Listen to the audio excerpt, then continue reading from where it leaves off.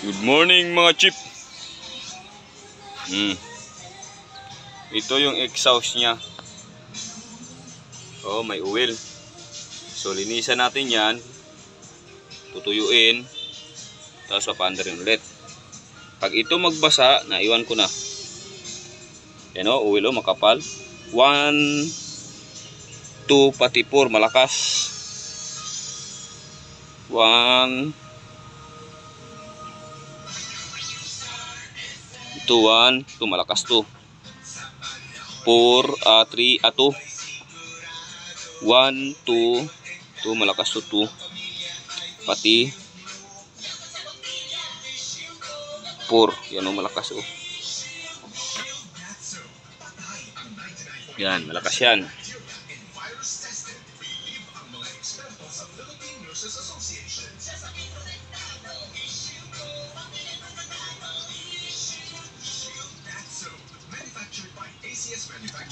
Yan o, natuyo na. Natuyo na siya.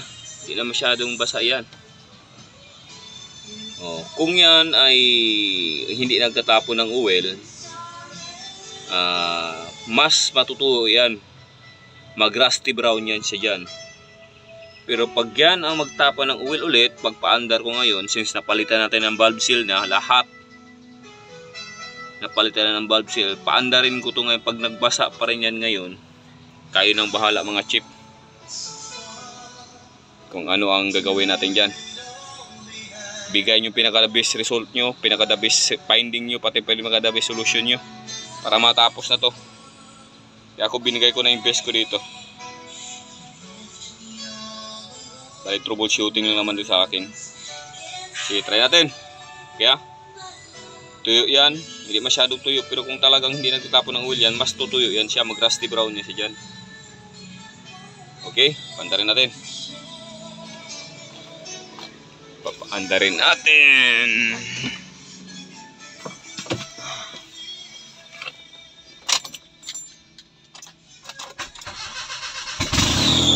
Alright, andar.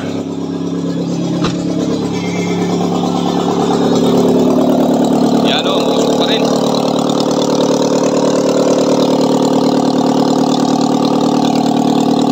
O, tingnan nyo yung usok, malakas.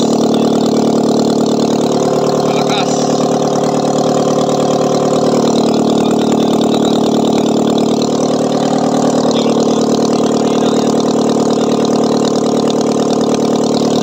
Kasi pag ano yan, pag hindi yan nagtatapon ng oil, matutuyo yan, parang rusty brown yan, magkulay dito. Yung kulay kalawang. Init.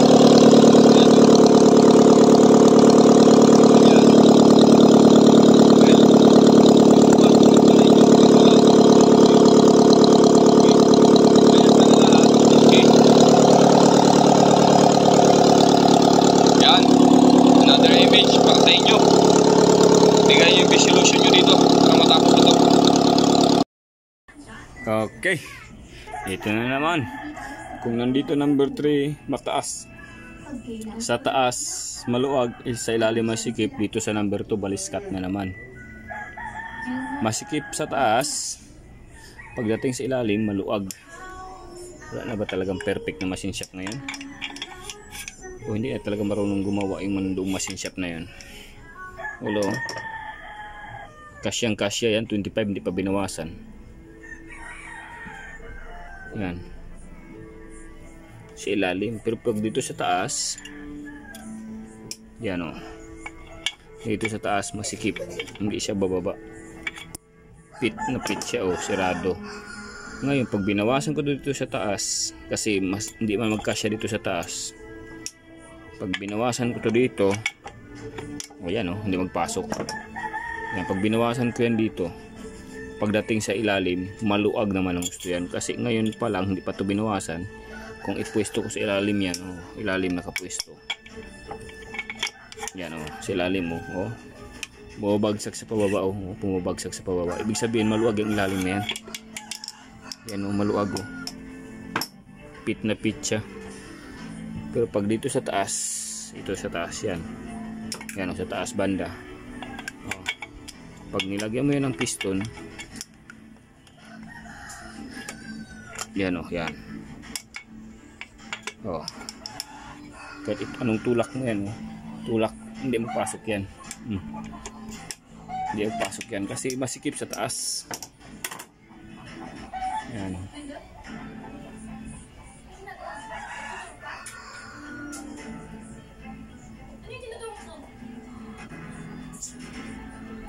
Ayan. Baliskat. Ito. Hello sir, good afternoon. Okay, diwan natin itong problema. Napagawa na sa machine shop ang Conrad bearing, ang problema walang butas. Yan o.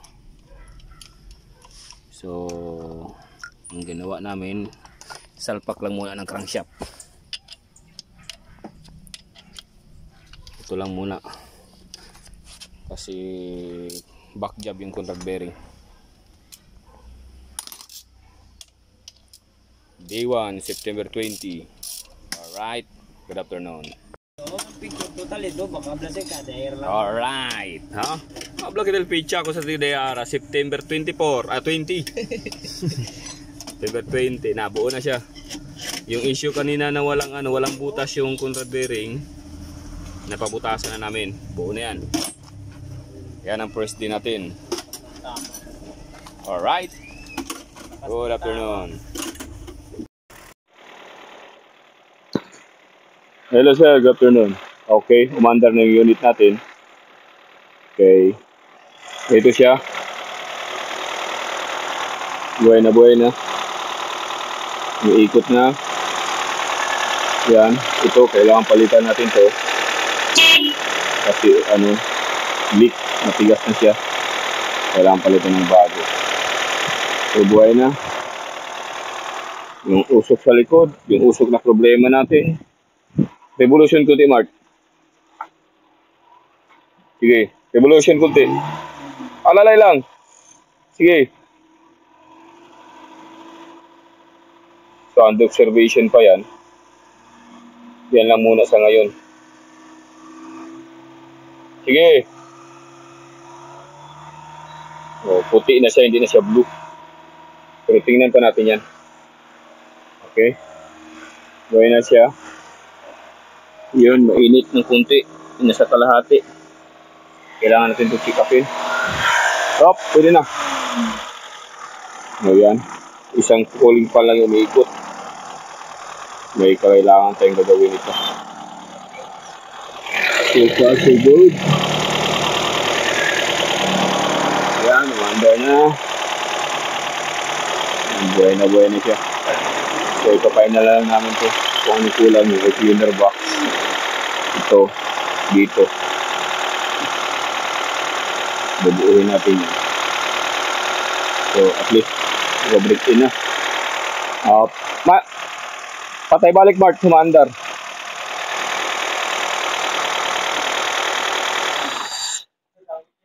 Sige, andar.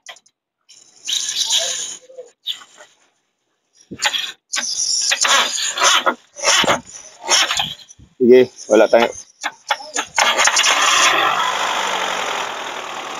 Okay. Okay, patay na. Sinin. Good na. So, ayan o. Kailangan mga palitan. Mga hose nyo yan. Nagsisipagkantahan. Okay, buhay na buhay. Good. Alright. Good afternoon. Okay. Kumpra el negro. Otro ti sila, hindi ti sila igual apple negro pati este gray. Ka este semi-synthetic lang tele. Apple negro fully synthetic yan. Automatic transmission fluid and power steering fluid. Yan yung specification ni Suyo. Akil kasi chining at kil markaw para na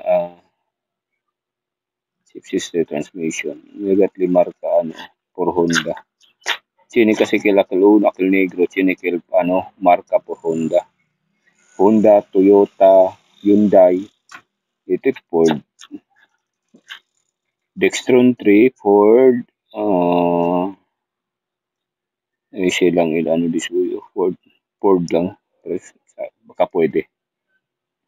Akil negro, polysynthetic. Problema na yung hindi na ikil kumpra kahit 4 bilog lang niya kida. 4 liters siya lang. So hindi yung pwede ko nakil mix lang sina. Kaya pregunta liya hindi pwede mix la. 4 bilog lang dila available. Ibira lang yung uli na na semi-synthetic. Semi-synthetic lang este. Sabi yun. Kay El Negro polysynthetic kaskel. Automatic transmission fluid, polysynthetic. So easy lang. Size litro. Easy lang kita kumpra na yung outro. Nabos kay na outro na eh. Nabitiran sana na shop bitiran skinny dubilog. Problema trangkaw sila ara. Yan na kami nante. Siraw. Puni 4. Okay. Easy lang yung kida dentro. Negro gayot. So, klaro ya kaya dito fluid contaminated ya gayot no. Negro ya gato. Isi tam di karera ara. Pero mang plasing pati. Kasi ini pasi negro kida dentro. Mang plasing pasi. Okay. Honda Civic Dimension change power transmission fluid. Ito lang yung ginamit natin. Itong Petro na to. Yung blue kasi yung black kasi na fully synthetic. Hindi masyadong available dito sa Buanga. So yan lang muna. Okay. Tapos road test natin, tingnan natin kung anong performance ito. Kung mayroon ng stock na yung fully synthetic na Petron, sige, palitan natin yun. For the meantime ngayon, para magamit lang unit, yan lang muna. Alright, good afternoon. Thank you. Kung pansin nyo, madami siya. 6 siya. Hindi po lahat yan nilalagay. Yung dalawa yan, ipa-flashing natin. Flashing tayo ng manual, walang machine-machine. So, ang gagamitin natin, itong return na to, galing dito sa loob ng transmission, tapos kapasok sa radiator, labas dito. Ibabalik doon sa loob ng transmission. Hindi natin ibalik, itapon natin kasi sigurado ako galing yun sa loob ng torque converter. So para mapalitan siya ng bago. So mag-drain tayo, mag-flush tayo ngayon. Yan ang pinaka-easy way mag-flush pag wala tayong machine. Perfect pa rin yan. Alright.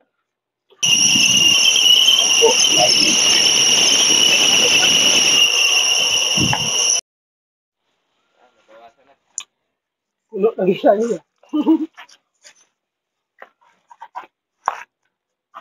Yan, yung galing sa loob. Flashing. Sige, tapon. Oh, madumi. Sa kalitro na. Sa kalitro. Dagdag 1 kalitro. Dagdag 1 kalitro. Buhos ka isa. Yan na, kuha na 2 kalitro. Dili, pwede. Buhos na po. Oo. 1 kalitro kuha, buhos. Oo. Hindi ka pwedeng drain lang. Bawas ka sa litro, balik ka 1 kalitro. Road test tayo, sir. Going tayo, Gisaw, tapos Super Highway, balik dito. Tumaga tayo Lusot, tapos dito tayo sa, Tumaga por Sentro. Pagkatapos, diretso dito sa Aurora ulit. So, palabas tayo, dito tayo sa, intersection ng Aurora Village. Pataas tayo, takbo natin pataas. Ewan ko bakit anong titik-titik ko isa na ito. Bakit yung may 300. Okay, abante tayo. Hey! Hey! Hey! Umur natin. Masulod yung sumur niya. Tatagal yung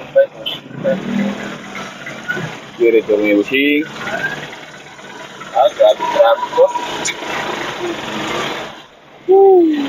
And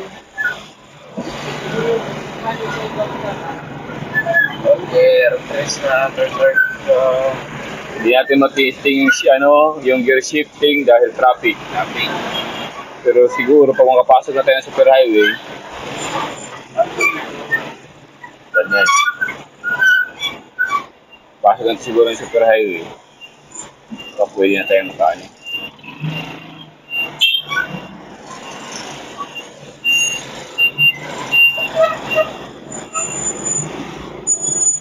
Mart, ang ligid, ugot.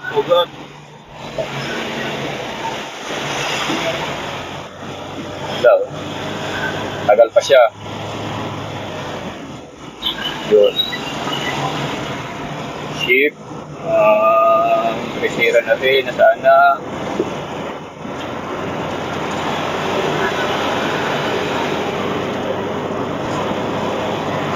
Wala man. Na. Shift na siya. Uy. Parang presira to ah. As pagiging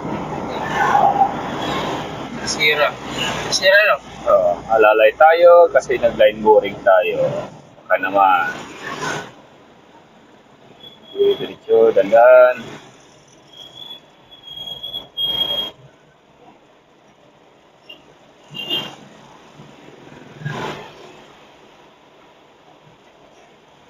Dagan ng Alpiro.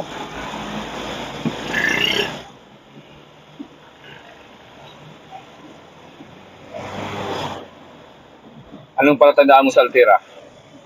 Lugot. Mayroon sa puwit.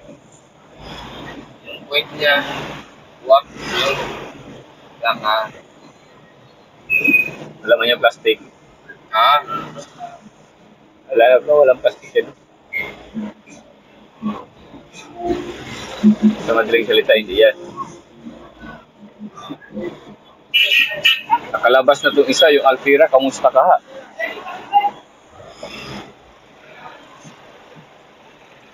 Magpaslide ba?